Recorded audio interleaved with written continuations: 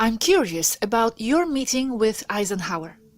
Can I start with questions, please? Go ahead. Thanks. How was the meeting organized? How was the first contact with members of the US government? The Federation from here, from the High Council, has sent the message to President Eisenhower via imposition of radio frequencies breaking into the Pentagon that was then new in 1947. It was the only way for our contact to be taken as true. You have to keep in mind that back then there was not as much disinformation and pranks as there is now. As a representative of the Federation and with English proficiency, I was proposed as the contact. The first contact was made at the Edwards base in California on February 18, 1954. No Hollow Man, Edwards AFB. The reason is that this base has a very large extension of tracks on a large plane. It was later used as an emergency runway for the space shuttle and was far from the public eyes. But we came here as a team in 1952, and from there, some of us to 1937. Ike Eisenhower was urged to take the strictest security measures to avoid a mishap between our two races if there was an attack on us. Even so, we were heavily armed and in high-tech suits that absorb impacts of kinetic weapons and energy. Ike accepted. On February 18, 1954, first landed the presidential plane. It was not yet a Lockheed Constellation Tetra engine, but a smaller twin-engine Lockheed Electra similar to the one used by Amelia Earhart on her fateful journey. The Electra landed at the end of the furthest runway, and there it remained without anyone leaving. We, from above, in invisible stealth mode, were observing everything from about 300 feet high, AGL, above ground level altitude, contrary to mean sea level or MSL. There was only one jeep in sight, with military personnel with rifles, and we asked Ike to radio him away. We also asked him to turn off the radars that were still operating at that moment. They complied. We proceeded to go down and allow them to see our 22-meter Class 3 discoidal ship that we proceeded to land in front of the nose of Ike's Electra. We opened the ramp and the Electra did the same. Ike went down the ramp dressed military in his sand-colored suit with a hat and emblems. I did the same, dressed only in a bluish-gray one-piece suit. They could see that I was not armed. I could not see the same in Ike, but our instrumentation indicated that he was. We arrived about 2 meters from each other and we stopped there. I introduced myself as Rachel of Temer of the High Council and as the person with whom he had been speaking. Ike, very correct in his role as head of state, showed no courtesy to me. He just said, "Cut the crap and tell me what you want." I proposed to him that Taygeta could give him energy and free reactors, as well as electric transmission for all, in exchange for total nuclear disarmament. He just observed me.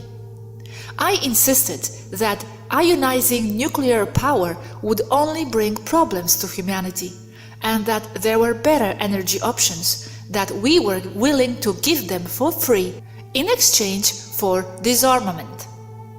Ike interrupted me strongly and said that he would not, because the Russians would have a high hand against the United States. I insisted that the Russians should also give up all their weapons and technology.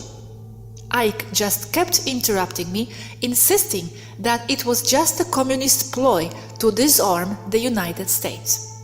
I assured him that it was not the case. He did not listen to me and said loudly that the meeting was over. He did some kind of oriental reverence, I don't know its name, lowering his head momentarily. He turned around and entered his plane. I boarded my ship and retreated. End of first meeting. Rachel, thank you very much for sharing. I have a couple of questions, if you don't mind. When he saw you, what face did he have? Was he surprised to see a young girl of Earth appearance? Yes, I know that had to do with his attitude. And that also caused conflict during the following night contact between February 20th and 21st. Maybe a Taigetan man had to come out with armor and armed. In hindsight, that should have been the case. We've thought about it before, and not only thought about it, it is already in the records that it should have happened that way. Humans like to be impressed. But you have to keep in mind that if today it is difficult to find someone here who speaks English, on that day it was even more difficult. We understand that Ike gave as an excuse to see us going to see his dentist. I don't have more details about that. Upon arriving at our ship, we immediately discussed what happened and insisted on talking to Ike on the radio for a new interview. We had to threaten him practically. We told him that if he did not listen to us, we would only go with the Russians. On the night of February 20th, in the same place, Edwards Base, the second encounter with him took place, and in the same manner. Only that for some reason there were more military personnel in the radar installations and in jeep vehicles on the ground. Our sensors indicated that they were unarmed. Once again he came out, much faster this time, trusting more, I suppose. I greeted him the way it is done here, like what you do as a stop sign. Once again, I offered him the same as the day before. Ike just replied that there was nothing I could offer him that they did not have. And he accused me of not being extraterrestrial, but of being a Nazi, because I had been recognized in photos of Germany of the 30s and 40s of the Vril Society, and that I, with my companions, were a Nazi girls hiding in Antarctica. Once more, he just turned around and returned to his plane. I did not see him again.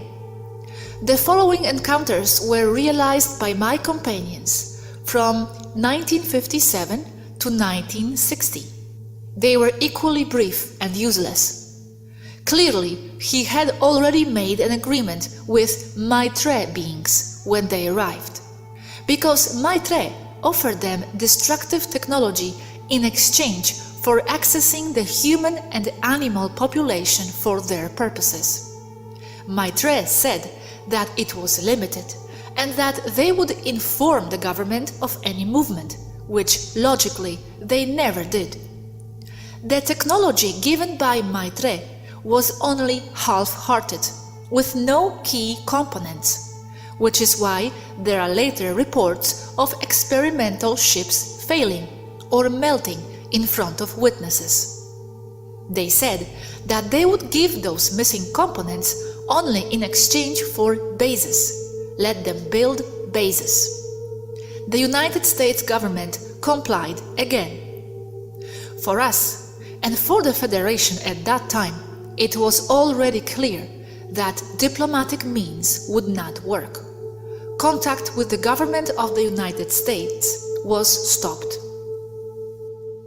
Thank you very much for sharing, Rachel. The federal government is being increasingly open about its decades-long investigation of UFOs. They have spent millions of dollars, and officials admit now they've seen many things they don't understand. We decided to ask the president about it. Here was his semi-cryptic answer. Watch. You gave an interview the other day in which you said you've been briefed on unidentified flying objects. Are they real? Well, I don't want to really get into it too much, but personally, I tend to doubt it.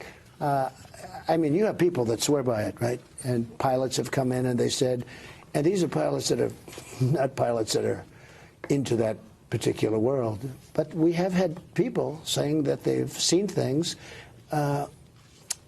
I'm not a believer, but, you know, I guess anything's possible. We spoke to a government official recently who said the U.S. government had wreckage from a UFO in a facility on an Air Force base. Are you familiar with that? I haven't heard that, no. I haven't heard that. It has not been within government, has not been a big thing, but I've seen it. I've seen it on your show, but I've seen it. I don't assume it's correct, but, you know, I have an open mind, Tucker. No, you do, Mr. President. Thank you for that. Nowadays, you can believe anything, right? True. The trumpet false is concealing the madness.